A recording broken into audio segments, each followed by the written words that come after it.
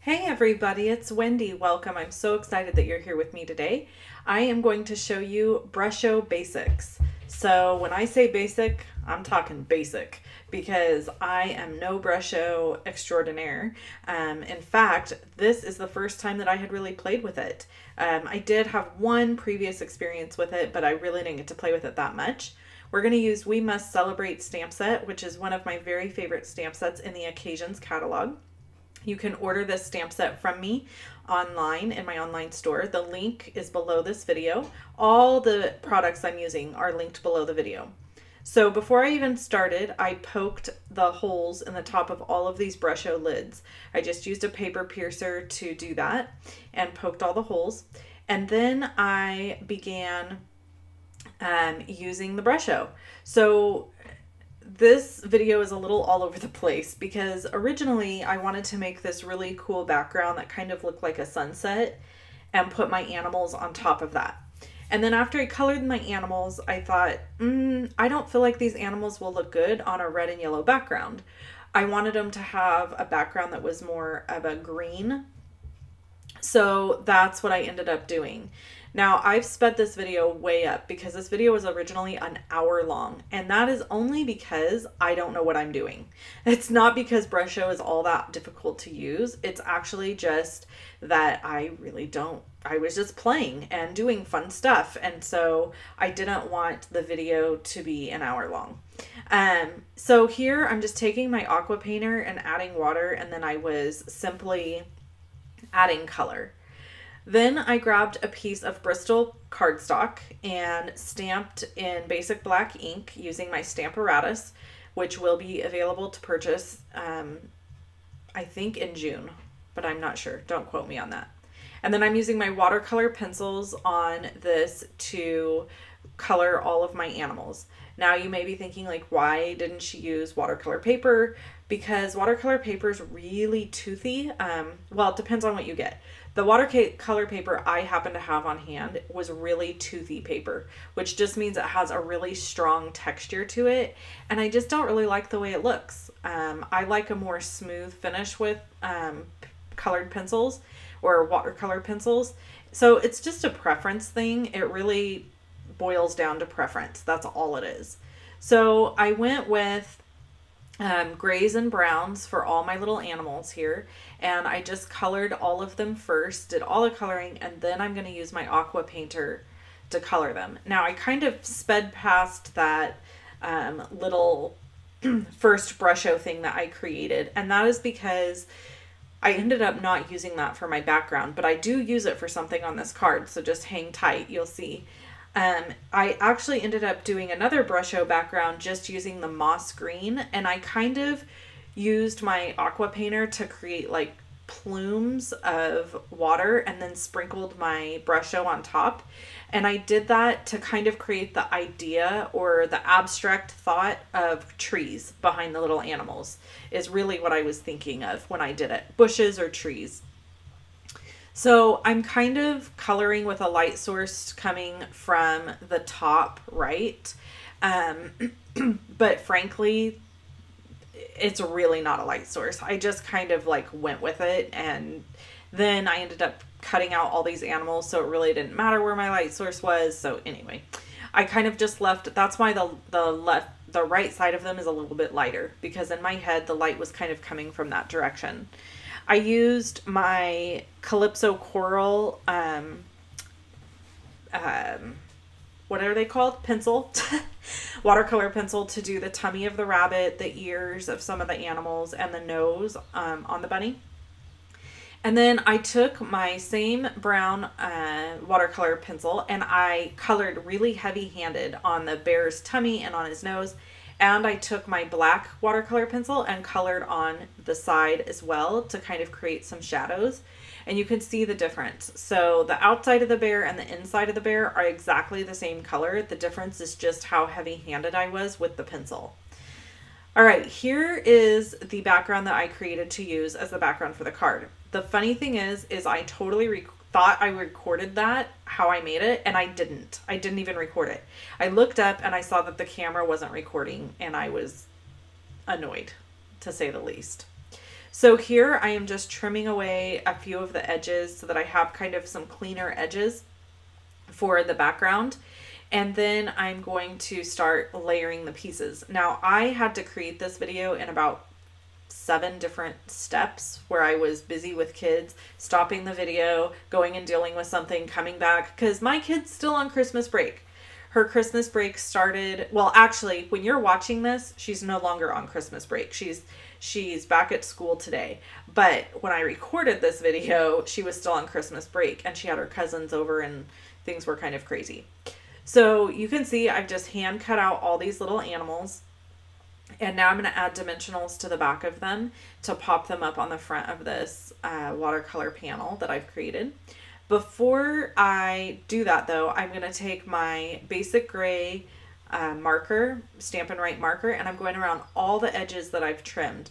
And that really creates a nice finished looking edge for all of your cut out pieces. Anything you cut out, it just really finishes it off nicely because all those white edges are then covered.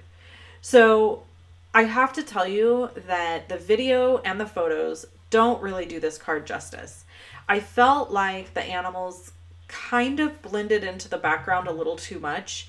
I wish they would have popped off the front a little bit more, but they blended. And I have to say, after I add all the other elements to this, it really comes together nicely and they kind of move away from that background. One of the things I could have done is probably, instead of having such a dark green background, I could have possibly soaked up some of that pigment with my aqua painter and then I wouldn't have had such a dark background. Okay, so this happy birthday sentiment is one of my favorite happy birthday sentiments in this catalog. I just love it. I love the font. I love the size. I love the simplicity. It's easy to read. It's everything I want in a happy birthday sentiment, basically. And so I really love it. And what I'm doing right now, I don't know, frankly. I'm taking a bunch of time cutting pieces of paper, probably. So while I'm doing that, we're waiting for me to finish up. I will just want to share with you really quick that celebration is happening. Sale-abration. I never say it correctly. Basically, you can get an item for free for every $50 you spend. I've been talking about it over and over, so you're probably tired of hearing it if you're not new to my channel. But if you are new, that's a really cool promotion that Stampin' Up! Offers January 3rd through March 31st. Every $50 you spend, you get a free item from the Sale-abration catalog. Now, if you don't have that catalog, that's okay. You can see the items online. Or you can send me a message and I will be happy to send you a catalog. You go over to my website at loveandstampin.com and all you have to do is click on catalog and then the drop down will come up and it'll say request a catalog and you can request a catalog there. So super simple, and the links are below this video. So if you didn't catch that, that's where the link is. So I decided to use Early Espresso to stamp my sentiment on a piece of crumb cake cardstock. And then I did not like how thick the piece of crumb cake cardstock was that I cut. So this is my attempt to trim it down and make it smaller and have it go on the card nicely. And so I have to say, Stampin' Up! Trimmers are awesome. I love them. It's my favorite trimmer, hands down, that I've ever used. It's just a really good product. So, and I'm not saying that just because I'm a demonstrator, because y'all know if you follow me, I'll throw someone under a bus. If it's not a good product, or if it's not my style, or if it's not something I like, I will not promote it, or I will not tell you about it, because I'm not like that. I can't do that. I can't be the fake demonstrator that gets excited about every single thing that Stampin' Up! Releases, because I have a very specific style. I like clean and simple. I like graphic lines.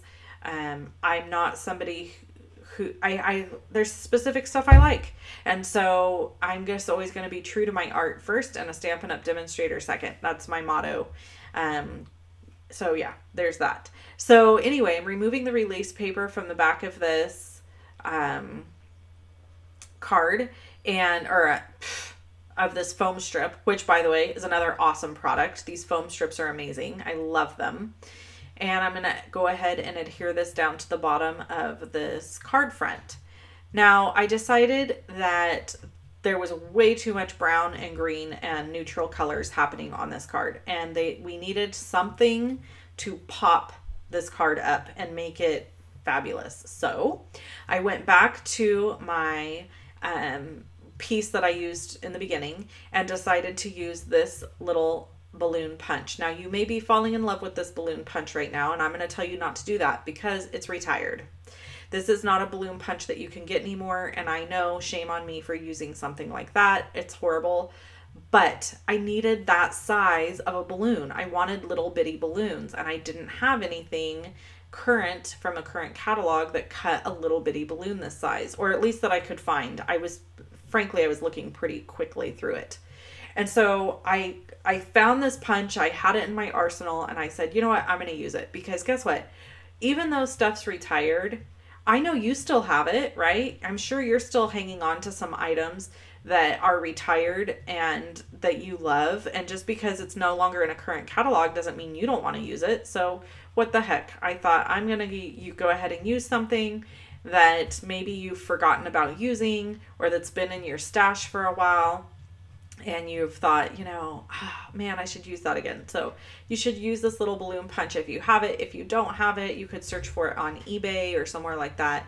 It was part of a pack of punches, and I frankly do not remember the name of them. I don't know what catalog it was from, so please don't ask me any of those questions because I have no idea and I won't be able to help you, and I'll feel really bad.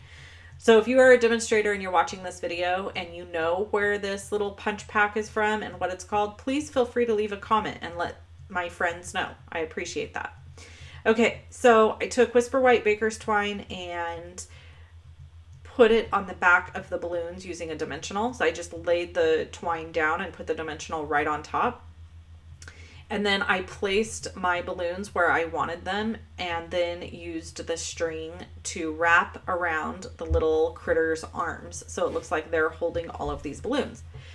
So one of the things that I've worked on in the last year to 2 years is I've worked really hard in learning and understanding color and composition. So color theory is very important, I think. If you're an artist, it's essential. And if you're a card maker, it's really nice to have a good understanding of color concepts. And so for me, it's all new to me. I didn't take art classes. I'm not somebody who ever knew how to do any of that kind of stuff. I don't come by it naturally. I have to work at it. And I know some people say, I can't believe that. I can't believe that you have to work at it. But I do. I really have to work at it. So I knew that the red and orange and yellow balloons would go very nicely with the green because they are complementary colors, which means they're opposite on the color wheel. So these are the kinds of colors that look good together, but you would never want to mix them. So if you were to mix red and green, you're just going to get a really muddy, ugly brown color. It's not going to be pretty. But to put them together like this, I mean, you can see how much life that brought to this card. It completely changed the look of the card. The card is now more fun, it's brighter, it's cheerier, it's happier, and it just really kind of finished the card off. It needed something in that space in the top for composition purposes. It just looked a little weird. So it definitely needed that. So this is definitely not a quick and cute card.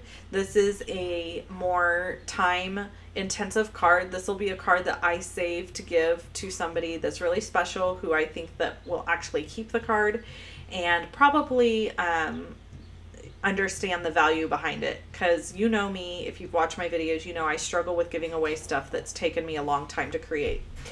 Thank you so much for tuning in today. I hope that you guys have a wonderful day. You can watch either one of these videos from me by clicking on either one of the images that you see here. Click on the little circle that has my face in it to subscribe to my video. And you can get all these products by clicking the links below in the description. Thanks so much. Bye-bye.